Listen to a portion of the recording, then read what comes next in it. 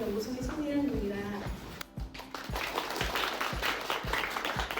참여해주신 모든 분들께 감사 인사를 전달드리며 지금부터 기업시민연구 공모전 행사를 시작하도록 하겠습니다. 먼저 저희 기업시민연구 공모전은 기업시민 관련 신진학자 발굴 및 학술적 적용 확대를 위해서 지난 2021년부터 시작되어 왔고 올해 3회차를 맞이했습니다. 그리고 회차별 기업시민 연구 공모전 우수작이 어떤 키워드로 구성되었는지 살펴보면요. 1위에서는 기업시민, 조직문화, 탄소 중립, 대중소기업의 상생 전략과 안전에 관한 키워드가 많았고 2위에서는 기업시민의 진정성에 관한 연구, HR 시스템, 그리고 순환 경제가 많이 언급되었고요. 3위에서는 지역 균형 발전, 청년, 세대 갈등, MZ세대, 복장의 자율성, 뇌과학, 그리고 저출산 지원 제도 등 다양한 연구 주제가 다루어져 왔습니다. 각기 연구 방향은 다르지만 1회부터 3회까지 조직 문화에 대한 연구가 많이 이루어져 왔고 또 기업 심리에 대한 이론적인 연구뿐만 아니라 조직 내부에 대한 연구 그리고 지역사회 문제 및 환경 문제에 대한 연구 등 다양한 주제가 연구 우수작으로 선정되어서 연구가 진행되어 왔음을 알 수 있습니다. 그리고 저희 연구가 일회성으로 끝나는 게 아니라 연구 공모가 끝난 이후에도 지속적으로 서포트하고 1년이 이루어져 가고 있는데요. 1회의 경우 수상하신 박종규 교수님께서 저희 연구 공모전에 제출했던 논문을 디벨롭해서 AOM 논문을 발표하고 또 올해는 SSCI급 저널에 게재 합격하셨습니다. 그리고 2회 수상자이신 성지용 교수님 같은 경우에는 저희 포스코 그룹과 저희 연구소가 함께 지원하고 있는 기업시민 경영과 ESG 과목의 개설을 운영하는 데 참여하고 계십니다. 그리고 본격적으로 이번 3회 연구 공모전에 대해서 설명을 드리면 지역 균형 발전, 기후 변화, 조직 문화 혁신 등 6가지 주제를 저희가 모집하였는데요. 그 중에서도 조직 문화 혁신과 글로벌 연구 동향이 가장 많이 모집되었습니다. 올해 연구 공모전이 어떻게 진행되어 왔는지 경과를 살펴보는 타임라인인데요. 지난 3월에 연구 공모전 공고 및 접수가 이루어졌고 4월에 심사를 통해서 연구 계획서 우수작 5편을 선정하였습니다. 그리고 6개월 동안의 신춘 연구와 연구 인터뷰 그리고 설문조사, fMRI 검사 등을 통해서 오늘 이 자리에 최종 논문을 발표하는 자리가 마련되었는데요. 지금 발표된 5개 논문은 한 번 더 수정을 거쳐서 12월 초에 기업시민 연구 공모전 우수 논문 모음집으로 발간될 예정입니다. 저희가 최종 결과를 발표를 하기 전에 저희 포스텍 기업시민연구소의 배영 소장님께서 인사 말씀을 해주시도록 하겠습니다. 예, 안녕하세요. 기업시민연구소장 맡고 있는 배영입니다. 반갑습니다. 우리 손혜연 교수님이 지금 경과를 쭉 설명을 해주셨는데 저희가 이제 3회차, 금년이 3번째 만든 건데 초기에는 이제 이 기업시민이라는 이념이 무엇인지 그리고 어떤 구성 요소를 가지고 있고 어떤 의미를 지니는지 이런 부분에 주안점이 주로 맞춰지는 그런 연구가 많이 이루어졌다면 이제는 그것이 실질적인 차원에서 어떻게 구현이 되고 또 어떤 효과성을 갖는지 아울러서 그런 부분들을 측정하기 위해서 필요한 것들은 무엇인지 여기에 대한 연구로 진전이 되고 있습니다. 그래서 이제 편수도 많이 늘었다라고 얘기를 해주셨는데 뿐만 아니라 연구의 질도 해가 갈수록 하여튼 더 우수한 연구들이 많아지는 것 같아서 굉장히 감사하다는 말씀드리고요. 이번에 이제 5개 연구를 진행하는 데 있어서 아마 세 가지 정도는 포스코에서 여러 가지 하여튼 지원을 해주신 걸로 알고 있습니다. 그래서 연구 대상에 대한 컨택부터 시작해가지고 또 뭐 설문조사가 필요한 부분에 대해서도 지원을 아끼지 않으셨고 그런 부분들이 이 연구 성과를 조금은 더 성공적으로 이끌어 나가는데 큰 도움이 될 것 같습니다. 그래서 이 자리를 빌어서 도와주신 여러 포스코 관계자분들께도 감사의 말씀을 드리고요. 지금 사회적으로 기업이 해야 되는 역할이나 책임에 대한 얘기가 많이 나오고 있기 때문에 그런 부분들을 아나운스하고 지향하는 목표로 삼는 이런 경우가 굉장히 많은데 제가 이제 전반적으로 살펴봤었을 때 우리 기업 시민이 가지고 있는 굉장히 중요한 하나의 장점 중에 하나가 외부적인 활동이라든지 아니면 말 그대로 이해관계자들과의 어떤 관계 속에서 무언가를 해야 되는 이런 이제 주체적인 일들뿐만 아니라 조직 내부에서 갖춰야 되는 시민적인 덕성이나 소양에 대한, 그리고 그것이 문화적으로 축적되는 이 부분에 대한 내용도 굉장히 많이 강조를 하고 있습니다. 그래서 이번 연구에 있어서도 그런 부분들이 강조가 된 내용들을 또 많이 보실 수 있을 거고요. 그다음에 이제 그 두 분의 발표해 주시는 내용을 통해서 또 마찬가지로 조직 문화 혹은 조직에 있어서의 중요한 의사결정이라든지 아니면 의견을 수렴해가는 이런 과정이 어떻게 더 조금은 더 시민적인 차원에서 고려가 되어야 되는지에 대한 부분을 아마 잘 설명해 주실 거라고 생각합니다. 그래서 일단 이제 시상도 할 때도 축하를 드리겠습니다만 오늘 이 자리에 이제 최우수, 우수, 장려상 수상하게 계신 5팀의 연구진들께 축하의 말씀을 드리고 또 길지 않은, 어떻게 보면 길지 않은 6개월 정도의 기간이었는데 그 기간 동안에 굉장히 열정적으로 연구에 참여해 주신 점 감사드립니다. 아울러서 저희 그 기업시민연구소에서 지금 아마 테이블에 놓여 있듯이 기업시민 리서치라든지 아니면 기업시민 뉴스레터를 이제 계속 발간하면서 전반적인 소식도 전파하고 또 관련한 내용을 공유하고자 이제 애를 많이 쓰고 있습니다. 앞으로도 계속 많은 관심 부탁드리겠습니다. 고맙습니다.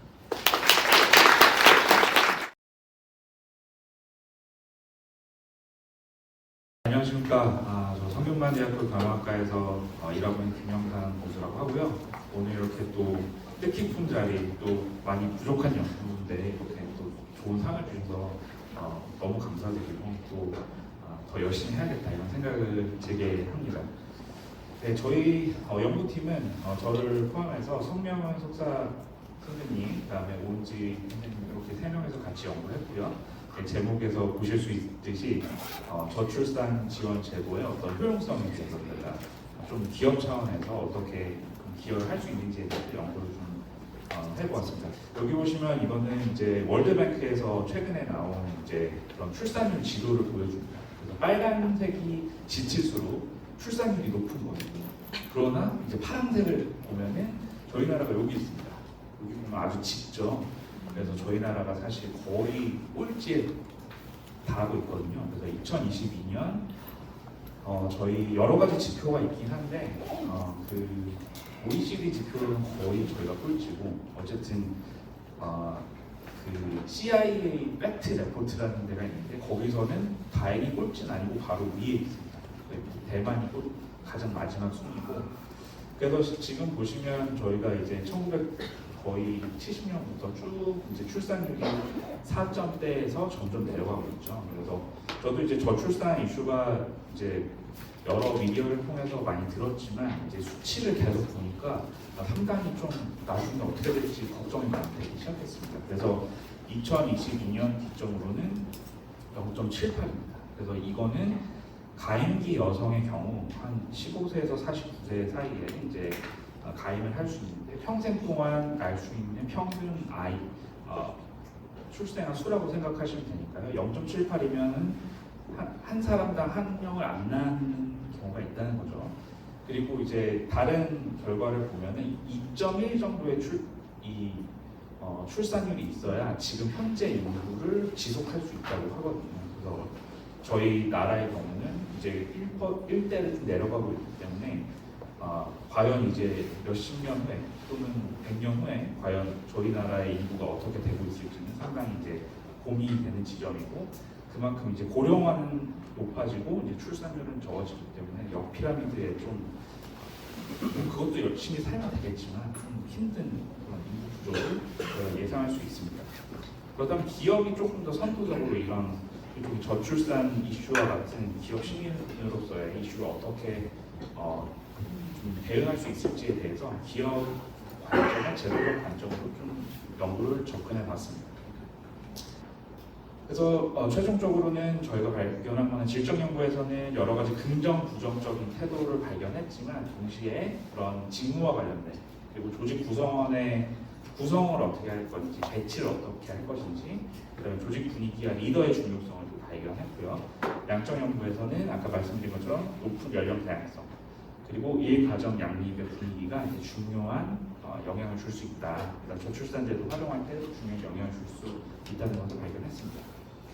그래서 이론적 실무적 시사점은 결국에는 저출산제도가 언제나 좋지는 않을 수 있다. 좋은 방향이지만 그렇기 때문에 기업에서 활용할 때는 그 여러 가지 맥락적 상황적 요인을 잘 고려해야 된다는 부분을 제가 뭐 이론적이든 또는 실무적으로 좀 말씀드릴 수 있겠고요. 그리고 아까도 이제 인터뷰 때 결과로 보여드렸지만 실제로 활용할 수 있는 분들도 있고 활용을 하지 못하는 분들도 있는데 활용하지 못하는 분들에 대해서도 어떻게 우리가 조금 더 그분들의 동기부여를 높여주고 몰입도를 높여줄 수 있을지에 대해서 이제 같이 고려해보면 좋겠다라고 이제 저희가 좀 더 시각점을 생각해봤고요. 연구의 한계점은 어쨌든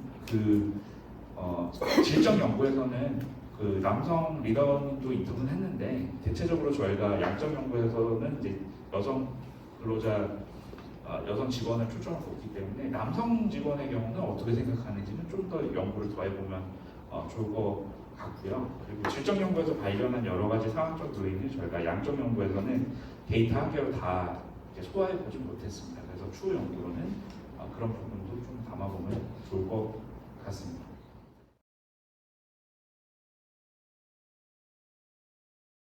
안녕하세요. 저는 기업시민공무 이번 연구 공모전에 참여하게 된 서울대학교 사회학과 박사과정 조가빈입니다.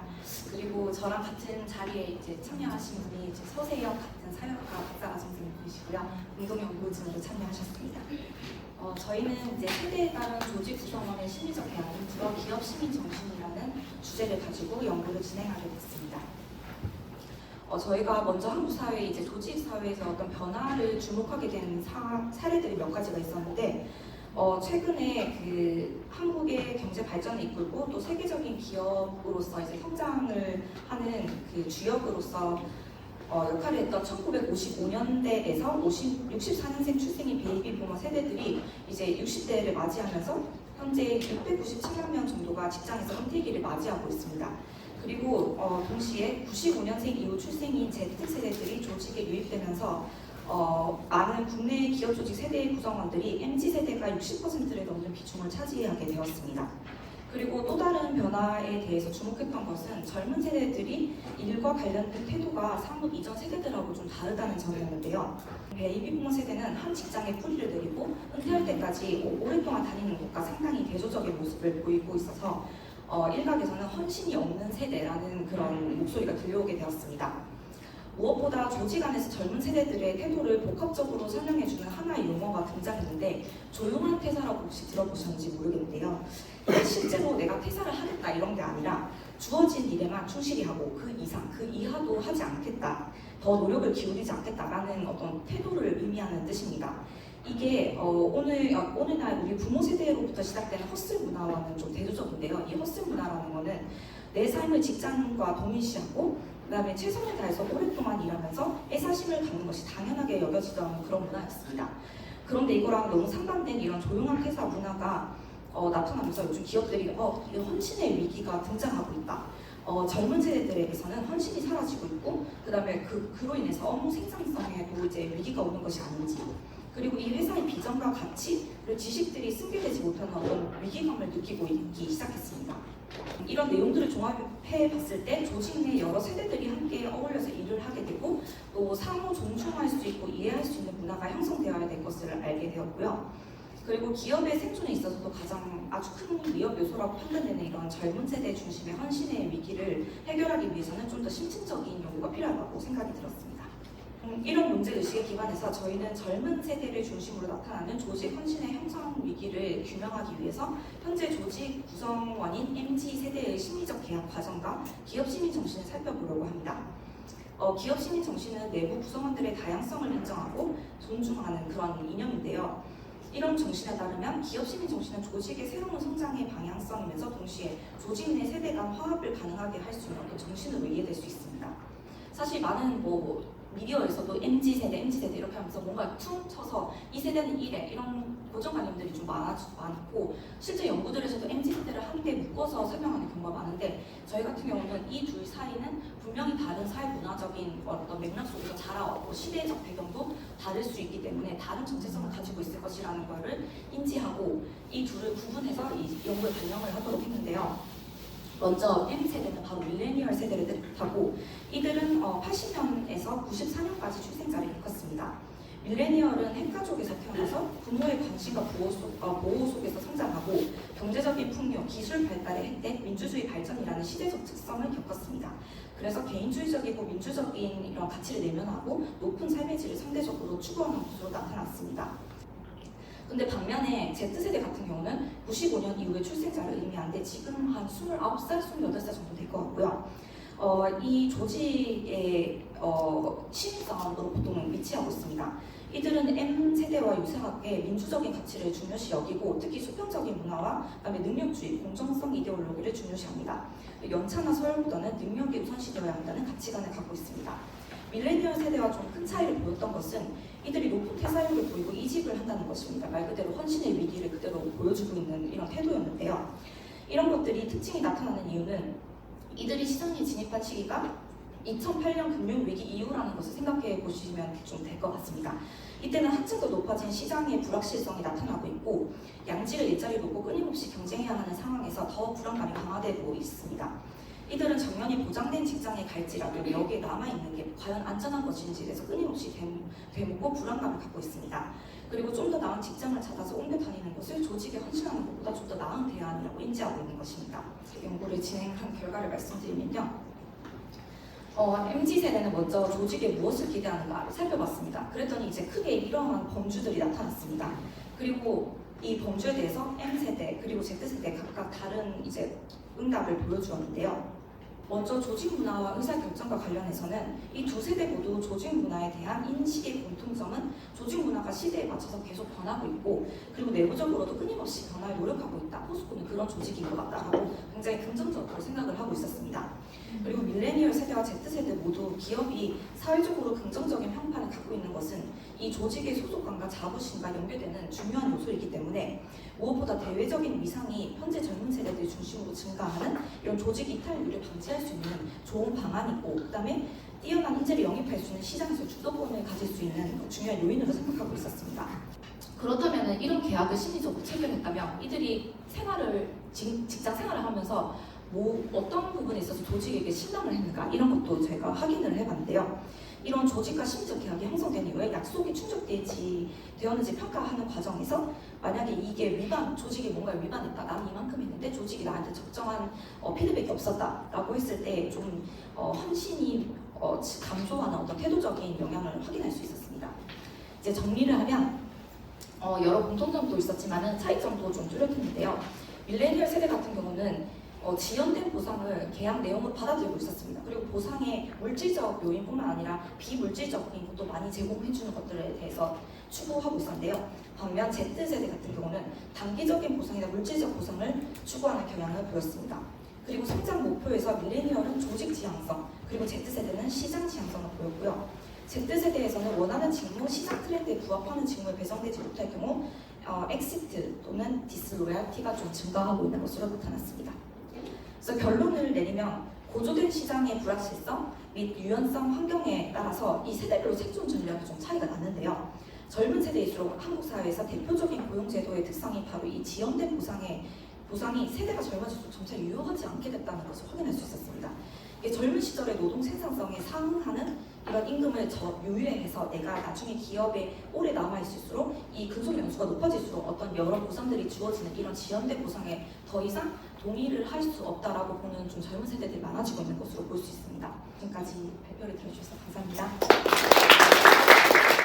그리고 이 자리를 빌어서 저희 연구 공모전이 잘 진행될 수 있도록 많은 서포트를 해주신 포스코 기업신인 실무분들하고 또 저희 공모전 진행할 때 인터뷰 참여해주신 분들, 상분해주신 분들 감사인사 전해드리겠습니다. 앞으로도 저희 연구 공모전을 잘 진행될 수 있도록 노력하고 저희 연구소에서도 창의적이고 혁신적인 연구가 지속적으로 잘 이루어질 수 있도록 최선을 다하겠습니다. 감사합니다.